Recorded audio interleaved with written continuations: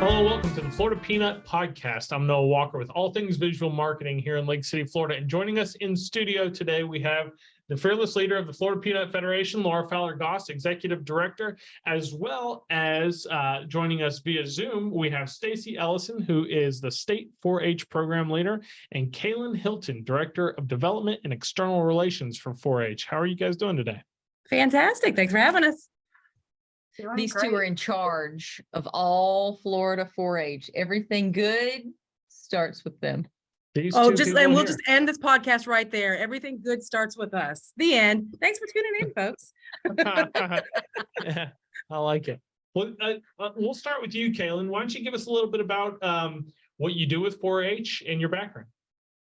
Absolutely. So I grew up in 4-H, doing 4-H in Marion County, Florida, and was really involved with a number of our agriculture judging teams, really learned a lot through the 4-H program, not even so much the topics we were learning, but the processes and critical thinking and the public speaking and all of these skills that now I get to see used every day. I'm not judging laying hens every day anymore, but using those skills and what I do, and have the honor now of working with Florida 4-H, specifically with our Florida 4-H Foundation, as well as our University of Florida Foundation, to support all things 4-H, partnering with our counties and the many alumni and friends and generous sponsors and supporters that we have across the state, including the Florida Peanut Federation. And for that, we're really grateful and really honored to get to work with some amazing folks to support some really amazing kids. Excellent. Well, and what about you, Stacey? Why don't you give us a little bit about you and how you got involved in 4-H as well? Sounds good. So my story is a little bit similar, but a little bit different. I like to say that I was a lot like a lot of our kids, that I started 4-H about 35 years ago because my mother made me, because it would be good for me, right? Like, as parents, we know what's good for our kids, whether they realize it or not. And so she marched me down and signed me up for 4-H, and I had no idea the journey I was in for. And I was a long-term Florida 4-Her. I was a Gilchrist County 4-H member. I decided at an early age, probably 10 or 11, I really, really wanted to work in 4-H the rest of my life. Now, a 10 or 11-year-old doesn't know what that looks like, right? But my perception was that this is something I really want to do. These are the coolest activities, the coolest programs, and the coolest adults that I had ever worked with. And so I ended up going to the University of Florida. I worked in State 4-H headquarters as a collegiate student worker, got a job right out of college as a 4-H agent in Levy County, worked there for 5 years, went to Georgia for 7 years, came back. And then most recently, I have taken the position the last 2 months here as the State 4-H program leader. And, it's something that I live, breathe, and eat. I am a 4-H mom, which I tell people all the time is my hardest job. I have to struggle with getting my kids to figure out and finish the record books like every other 4-H parent out there. But it's also the most incredible career and the most incredible opportunity to be able to lead this 150,000 to 200,000 young people that we reach annually. Wow, that's a lot. That is the 4-H heart. This is what the club leaders look like on a very local community level. Let me ask a question, and either of you guys can answer, or both of you guys can answer it. But it's, you mentioned whenever you were talking about 4-H leadership. I heard judging hens, the coolest adults, record books. It sounds like there's a wide array of what 4-H could be. Concisely tell us what 4-H is. I'll take it first, Caylin, or and then non-concisely.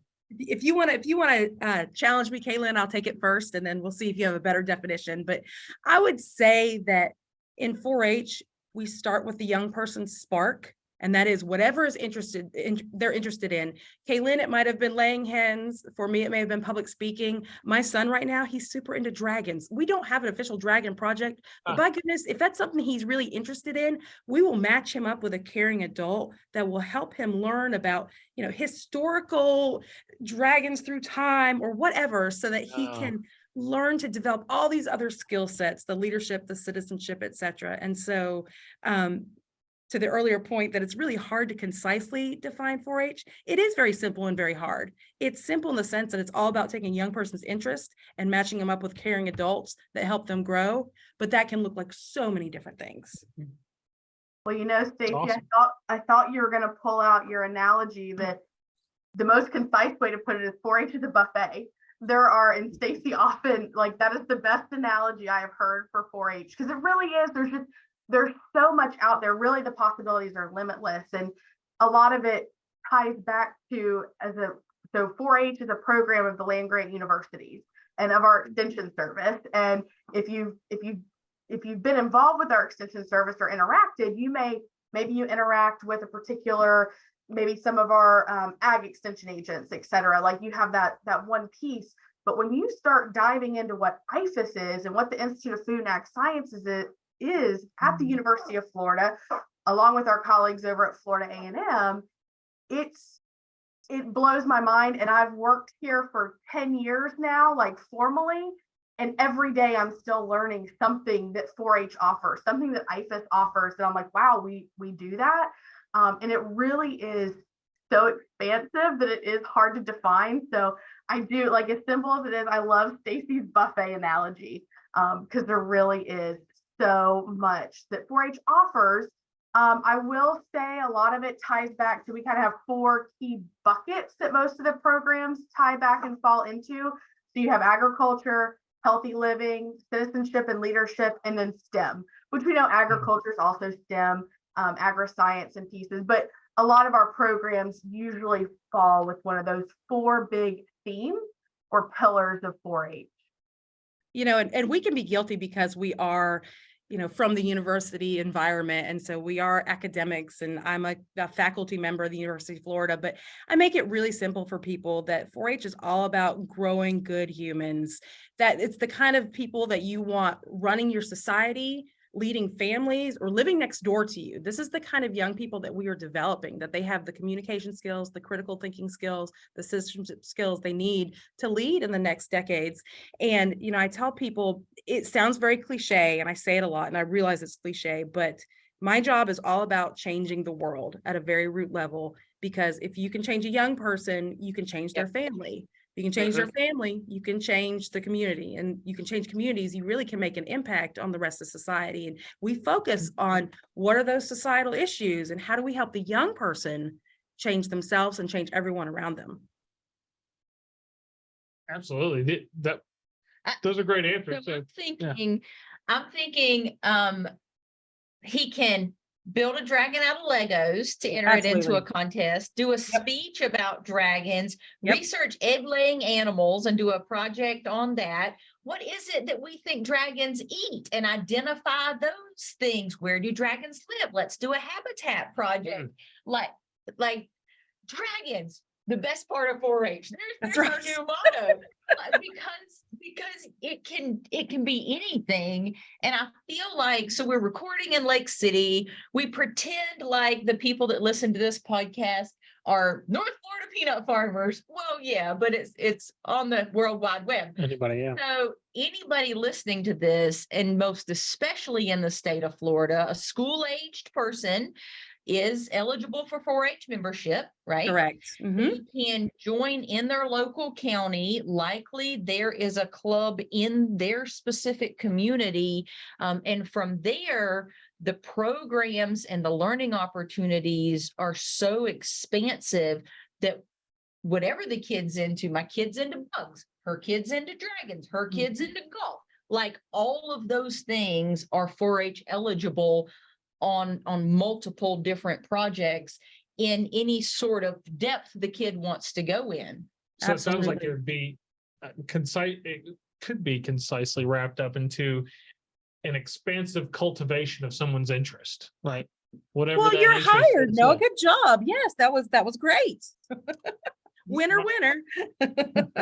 Well, and to tie it back to earlier, Stacey mentioned sparks. And so that's a way we've been talking about it a lot in 4-H is find your spark. You know, we're helping connect kids with those opportunities, and especially those opportunities they may not normally encounter day to day, or maybe they come and they participate in a camp. So we have summer camping programs. We're working to grow a year-round program where we're bringing kids out to our camp centers through schools and things, doing some environmental and outdoor education. And so you never know when that spark is going to be ignited. You never know when you're going to, they're going to discover something that maybe you don't hear about on your standard career day. We all know the wealth of careers and opportunities and things that are out there in the world. I mean, just looking at agriculture alone. So someone might think about peanuts and, well, the only job option is to be a peanut farmer. No, especially in today's agriculture, there's a million different functions and skill sets and things that go into this huge industry in our state. And so whether that's agriculture, whether it's our other STEM areas, this past summer we took kids out to Kennedy Space Center and they did a week-long camp alongside astronauts as part of a Go for Launch program. It really is that find your spark. And in 4-H, we're just trying to find the ways to provide those opportunities for kids to discover what is it that drives them and motivates them and ignites that passion in them that will drive educational and career pursuits, whatever that success and looks like for them as an individual. And Caylin, as you were talking, I was thinking about one of those, we hope that some of those sparks will inevitably be their career or, post high school education pathway. And one of the things we've done here that I think is especially cool recently is we have a program called Workforce Ready, and it's a virtual 4-H club that we meet with high schoolers from across the state, and they meet monthly to look at different agriculture careers, and they meet with faculty from both University of Florida and FAMU, our sister land-grant university, because it's offered in conjunction between the two universities, and they're learning and preparing for some of the Florida Farm Bureau's AEST career certifications. So hopefully by the time they graduate, they've got some more things they can build on their resume, and we're talking anything from general agriculture to unmanned aircraft piloting. So the wealth of what they can do just to kind of move along their career path just through that spark is really incredible. And the fact that we're able to do it virtually, there's really, you have to have a connection to the internet, but besides that, we can reach everyone. So I started wondering in my mind specifically because, like Laura said, we pretend that our audience is very specific to the peanut industry, but specific to agriculture is one of the four main tenets. I started thinking, how does 4-H benefit from the agricultural industry, or how do they benefit the industry? So in building the workforce for agriculture and getting them ready, and cultivation is, I think, what I was trying to think of, but workforce cultivation for the agriculture industry. What are some other ways that you guys do benefit the agricultural industry? Well, one of the things you have to look to is where we really started, right? Because 4-H itself is over 100 years old, having started in 1902.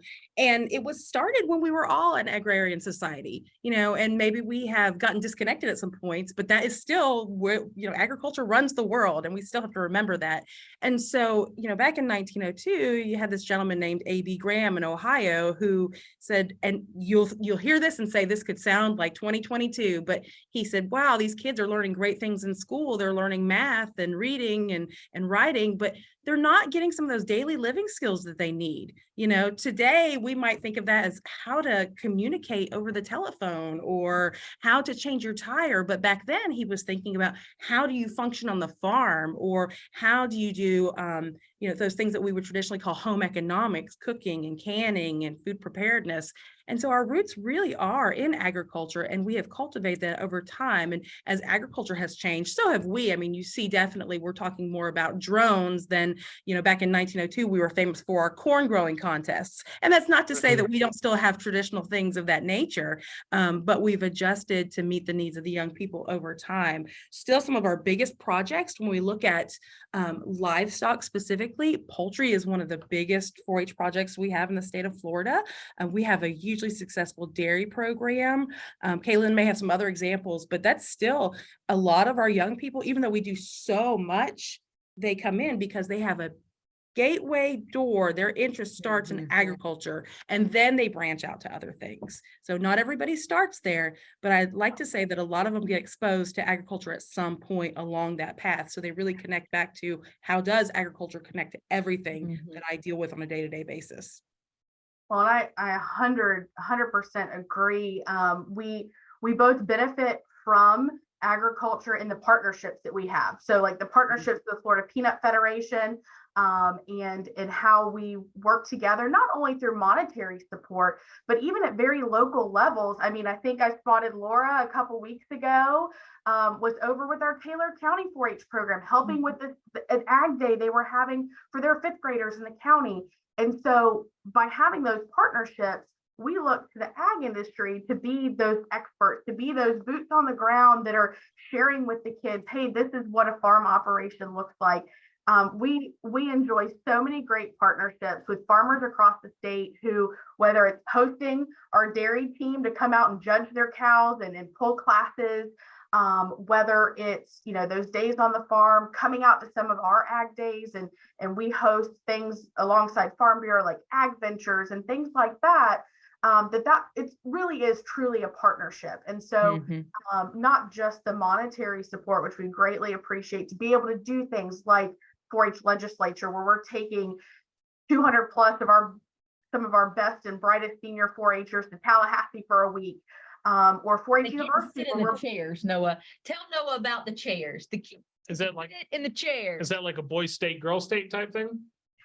Well, boy state, girl state is like a 4-H legislature thing. Yeah. But no, and they're an organization we've worked with in the past too, and they're a great organization. So, but yes, it is a mock government simulation, and our young people actually spend all year. We have a committee of young people that are chosen to actually write the bill book, and then present before the larger committee or larger group, the 200 plus that Caylin mentioned, at legislature. And they do.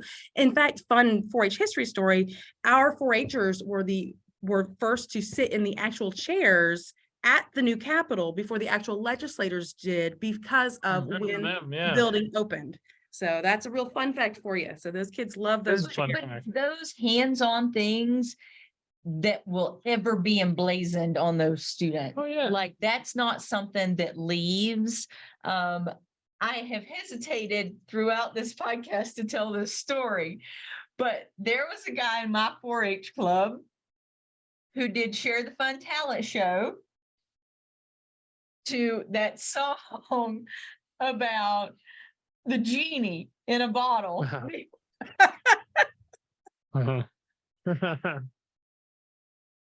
He's ever done anything like that since. I know he never did anything like that before, but I just remember thinking the boldness that it took to get on stage. And I think he's like manager of like a series of urgent care centers or something now. But I just wonder, was that part of the thing that got Donald to kind of spread and do some things Good for him. that were outside the comfort zone and outside the box. Yeah. And that absolutely helps build a personality in a young person and hone in those things that they wouldn't have otherwise had an opportunity to experience, most likely. Yeah, jumping into discomfort is definitely a leadership trait. So good for him for going back exercising that. to academia and research and all the youth development research we've done over time. I could bore you with hours and hours of that, and I won't. But I'll make this sound really fluffy, but I'll back it up here with some science. But we know that our young people, first and foremost, and our volunteers and our adults too, they need to feel like they belong. And that is so critical, because we don't in every environment feel like we belong, whether that's at school, in our own family, sometimes in different circumstances. And so once you can get a young person to feel that they belong and they have that level, just like you said, of that comfort, then they can start to stretch out and they can say, you know what, I have never sung Genie in the Bottle in front of all these people, and I may never do it again, but you know what? what the heck, I'm going to do it today. And we see that a lot. And we also see a lot of kids mixing that normally wouldn't mix in your regular everyday environment. You know, your kids Mhm. from the major urban centers with the really small rural areas like I grew up, and they find like-minded interests, and it's just so good for expanding their understanding of the world around them. Because once they get to the high school level, one of the really exciting things about 4-H, I think, is they do get to do a lot more traveling. I mean, we do things across the state, but we also do things nationally. We also had, and maybe Caylin remembers, I can't remember if we had the reserve international or national champion, international champion dairy judging team. They went over to Scotland. So I mean, we have an international exchange program. We do a virtual exchange program. And so they have so many opportunities to learn from people who are different from them also. Cool. Well, you just mentioned something that sparked my interest. How does someone? So we've talked through how youth get involved and what the qualifications for youth to get involved. How can someone get involved from the other side of it to help out with these programs in their community? That's a fantastic question. And the fact is, I mean, and clearly everyone probably realizes this, but we can't do the work we do without thousands of volunteers across the state to help our county and state faculty. And so the easiest way is to locate your county extension office. And the easiest way to do that, if you don't know, is to go to florida4h.org. And there's a button called Get Involved, and that'll take you right there. And you just express your interest. And, you know, you may not be ready to take on the challenge of being a club leader. Maybe you are, and that's great. But maybe you just want to help judge a day of the food challenge project, or to help take That some sounds kids. like a great It is. Well, I will tell period, you, a great way to volunteer. Sign me up. I'll sign up for all the counties around us. I will volunteer to judge the food projects. be careful. There's a lot of food Period. projects. We just had a state tailgating contest last weekend that gave out. Caylin, how much money did we give out in prize money to kids and scholarships? What is it? 8 or 9. $10,000 in scholarship support. Fantastic. I'm doing my Well, math As right. one of our agents said, for 4 minutes of grilling a couple of shrimp, a girl won $1,500. So it's pretty amazing. Yeah, it's incredibly valuable to these kids, right? And their families, and being able to not only just encourage their interest, but provide economic value where they can raise their quote unquote human capital in the future. That's what an incredible program. Yeah. So again, give us that website one more time where someone can find out where they can get involved, and we'll include this in the show notes as well. Absolutely. It is very easy, florida4h.org, and click on Get Involved. Get involved. Florida spelled out, the 4H number, org. numeral 4, letter H.org, florida4h.org. Perfect. Awesome. Yeah. We'll make sure that that's in the show notes for this episode as well, because I think I mean, the whole time I've been sitting here, and really when you start talking about drones and UAVs, I was like, man, I want to go and fly drones somewhere. How do I get involved with this? Think that needs to be the takeaway. I feel like we have all bellied up at the buffet here, and even as a 4-H alumni and a 4-H parent and a 4-H volunteer, I still feel overwhelmed. So maybe a couple of takeaways to people who are involved, and a couple of takeaways to people who aren't involved. I don't know how to wrap this up, Noah. It's just so much. I think that's a good way to do it. And I think that's the key right there, is the buffet, and you can overwhelm yourself really quickly. And it all comes back to that spark, and every young person's journey is different, and it's what matters and what works for that young person and their family. So at the end of the day, the family really makes that decision, and every 4-H journey is a good one. So get your student involved based on what they're interested in at their local school, correct? In the community. It's not necessarily school-based, but it's in every county in Florida. Perfect. Yeah. And then if somebody is interested in helping out on the other side and volunteering, go to florida4h.org, click on Get Involved. Correct. Yeah, your county extension agent, each of our county extension offices. So each county has that University of Florida IFIS county extension office, and that's where your 4-H agent resides, where Ag and Natural Resources agents reside, and that's where they are. And so they're part of your community. And so get involved, get connected there, and they will certainly get you plugged in to the right places. Fantastic.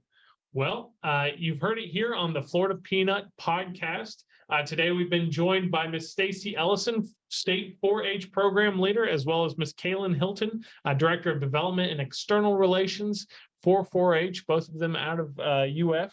And we've been joined in-house by Miss Laura Fowler-Goss, Executive Director of the Florida Peanut Federation. Thank you for listening. We hope you've learned a little bit about 4-H, how to get involved, how to get your students involved, and all the benefits that they provide both to individuals and society as a whole. I've learned an incredible amount, and I hope you have too. Have a Thank wonderful y'all. day.